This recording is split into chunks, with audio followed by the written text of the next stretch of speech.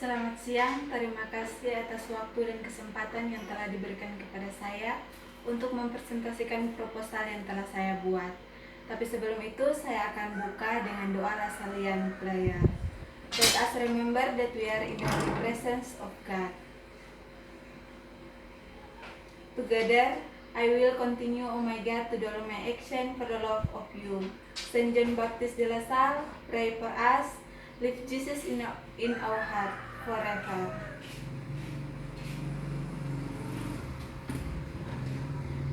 Pada kesempatan ini, proposal yang akan saya presentasikan yaitu berjudul Kompetensi Profesional Guru dalam Meningkatkan Prestasi Belajar di SD Impres APPDT Batui. Adapun poin-poin yang akan saya jelaskan di sini yaitu bab 1 tentang latar belakang, fokus masalah, perumusan masalah, tujuan penelitian dan manfaat penelitian. Bab 2 yaitu kajian pustaka dan landasan teori. Bab 3 yaitu jenis penelitian, instrumen penelitian, prosedur pengumpulan data dan teknik analisis data. Adapun latar belakang proposal yang saya buat yaitu guru sebagai salah satu faktor yang menentukan keberhasilan siswa, baik yang berkaitan dengan proses belajar mengajar maupun hasilnya. Sebagai sosok yang sangat penting dalam proses pembelajaran, guru diharuskan menguasai kompetensi keguruan. Menurut UNO tahun 2011 halaman 18 memaparkan bahwa dalam dunia pendidikan kita mengenal 4 kompetensi guru, yakni kompetensi profesional, kompetensi pedagogik, kompetensi kepribadian, dan kompetensi sosial. Dari kompetensi-kompetensi yang disyaratkan, intinya guru harus mampu mengelola pembelajaran agar dapat berjalan dengan efektif sehingga mampu mencapai tujuan pembelajaran yang diharapkan. Guru masih menjadi tokoh sentral dalam proses pembelajaran di kelas. Guru masih menjadi pusat pembelajaran. Keberlangsungan proses pembelajaran di kelas masih sangat tergantung pada sosok guru. Hal tersebut sejalan dengan pernyataan yang dituturkan oleh Hamalik 2012 halaman 27 bahwa guru merupakan key person dalam kelas. Guru yang memimpin dan mengarahkan kegiatan belajar para siswanya. Guru yang paling banyak berhubungan dengan siswa dibandingkan dengan personel lainnya. Sebagai sosok sentral, guru menjadi figur yang sangat menentukan efektivitas proses pembelajaran. Pada model pembelajaran manapun masih tetap memerlukan kehadiran guru untuk berkoordinir, memfasilitasi, dan mengarahkan proses pembelajaran. Jam pembelajaran di SD Impres APPDT Batui sangat terbatas karena harus berbagi porsi dengan mata pelajaran lainnya yang sangat padat. Hal tersebut tentu mempengaruhi efektivitas pembelajaran yang diberikan guru kepada siswa kelas 6. Padatnya mata pelajaran yang harus dipelajari dan dihafalkan oleh siswa kelas 6 SD Impres APPDT Batui terkadang membuat siswa kurang konsentrasi dan tidak mengerjakan tugas yang diberikan oleh guru. Keterbatasan jam pelajaran, padatnya mata pelajaran yang harus dipelajari siswa, serta kondisi siswa yang kelelahan dalam menjalani kegiatan pembelajaran adalah masalah yang dihadapi oleh siswa di SD Impres APPDT Batui yang berdampak pada efektivitas proses pembelajaran. Oleh karena itu, perlu dilakukan penelitian untuk mengetahui bagaimana kompetensi profesional guru untuk efektivitas pembelajaran siswa di SD Impres APPDT Batui, khususnya kelas 6. Berdasarkan latar belakang di atas, maka saya merumuskan permasalahan yang akan dibahas dalam penyusunan proposal ini dengan judul Kompetensi Profesional Guru dalam Meningkatkan Prestasi Belajar Siswa di SD Impres APPDT Batui. Fokus masalah di sini yaitu kompetensi profesional terhadap prestasi belajar di SD Impres APPDT Batui.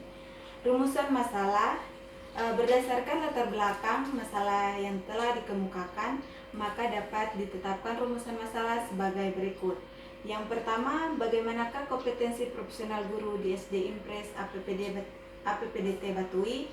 Kemudian yang kedua, bagaimanakah peran kompetensi profesional guru dalam meningkatkan prestasi belajar siswa, terutama di SD Impres APPDT Batui. Kemudian tujuan penelitian ini yaitu yang pertama, mengetahui kompetensi profesional guru di SD Impres APPDT Batui. Yang kedua, mengetahui peran kompetensi profesional guru dalam meningkatkan prestasi belajar siswa di SD Impres APPDT Batui. Manfaat penelitian ini, yang pertama, secara teoritis penelitian ini bermanfaat sebagai referensi dan kajian yang berguna untuk studi penelitian lebih lanjut yang relevan dengan melibatkan variabel-variabel lainnya yang tidak termasuk dalam penelitian ini. Yang kedua, secara praktis, hasil penelitian ini diharapkan mempunyai kegunaan sebagai berikut.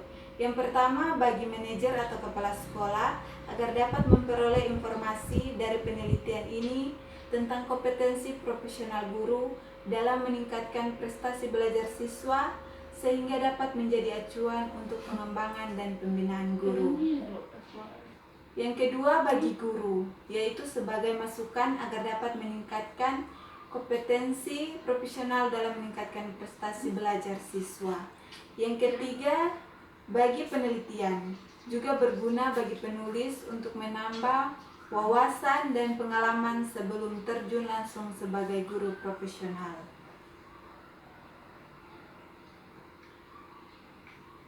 Kemudian pada bab 2, kajian pustaka. Dalam penelitian ini akan dibahas tentang kompetensi profesional guru dalam meningkatkan prestasi belajar siswa di SD Impres APPDT Batui. Adapun penelitian ini relevan dengan penelitian lain, yaitu skripsi yang ditulis oleh Muhammad Nur Alfian Koiri, mahasiswa Pendidikan Agama Islam Fakultas Tarbiyah dan Keguruan UIN Sunan Kalijaga Yogyakarta tahun 2011 dengan judul Kolerasi antara persepsi siswa tentang kompetensi guru dengan prestasi belajar negeri Sayegen Sleman. Kemudian landasan teorinya, kompetensi profesional dalam Undang-Undang Nomor 14 Tahun 2005 Bab 1 Ketentuan Umum Pasal 1 Ayat 10 bahwa maksud dari kompetensi adalah yang pertama, kompetensi adalah seperangkat pengetahuan, keterampilan, dan perilaku yang harus dimiliki, dihayati, dan dikuasai oleh guru atau dosen dalam melaksanakan tugas keprofesionalnya. Guru yang profesional diyakini mampu memotivasi siswa untuk mengoptimalkan potensinya dalam kerangka pencapaian standar pendidikan yang ditetapkan, sehingga penjaminan mutu perlu dilakukan dari waktu ke waktu demi terselenggaranya layanan pembelajaran yang berkualitas. Prestasi dapat diartikan sebagai hasil yang telah diperoleh karena adanya aktivitas belajar yang telah dilakukan. Belajar adalah proses perubahan berkat pengalaman dan latihan. Artinya, tujuan kegiatan belajar ialah perubahan tingkah laku, baik yang menyangkut aspek pengetahuan, keterampilan maupun sikap, bahkan meliputi segenap aspek pribadi. Sebenarnya pengertian belajar dapat dilihat dari dua sudut pandang, yaitu dalam arti sempit dan arti luas.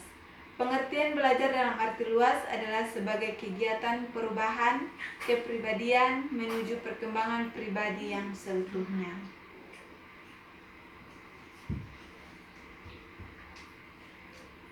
Faktor-faktor yang mempengaruhi prestasi belajar.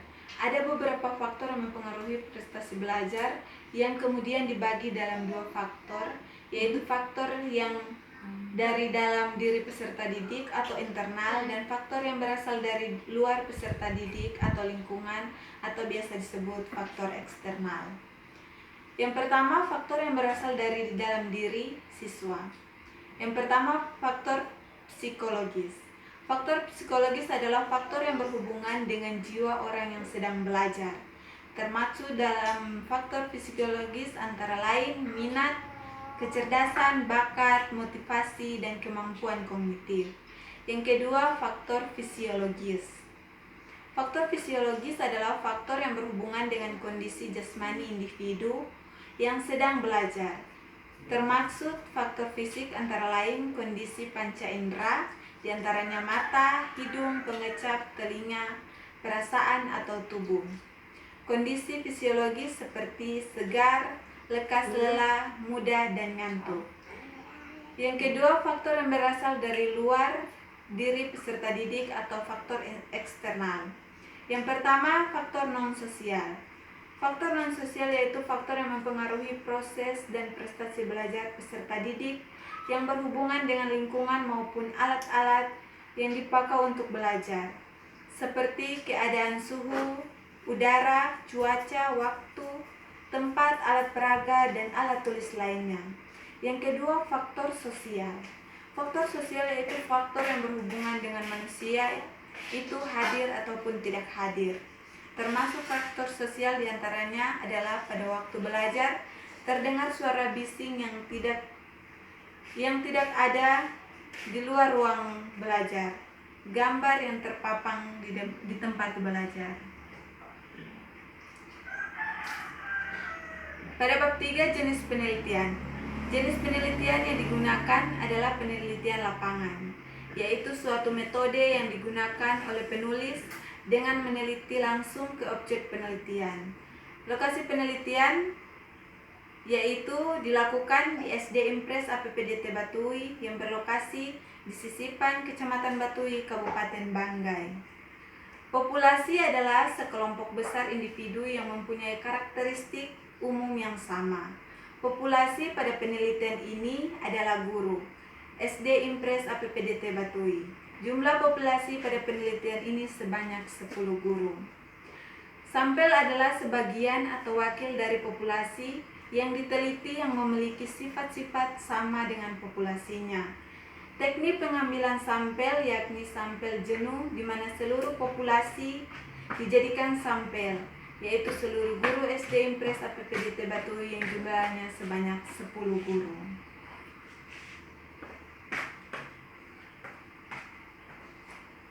Instrumen penelitian.